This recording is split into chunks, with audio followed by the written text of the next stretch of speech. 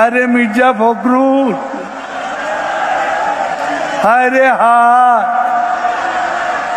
টেলিভিশনে দেখলাম খালি দৌড়াচ্ছে,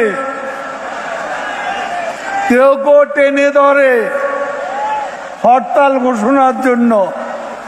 ওদিন বলেছে আমরা নাকি অলিগলি পাবো না, পালাবার পথ পাবো না। এখন পালাবার পথ নেই। হাসিনা সরকার আছে, বিএনপিকে খুঁজে পাওয়া যাচ্ছে না।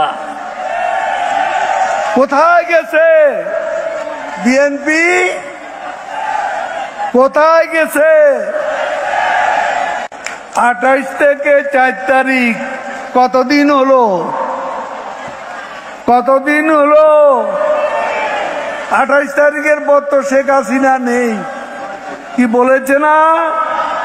শেখ হাসিনা তো বসে আছে, ওই যে বসে আছেন, তিনি আছেন, তিনি থাকবেন।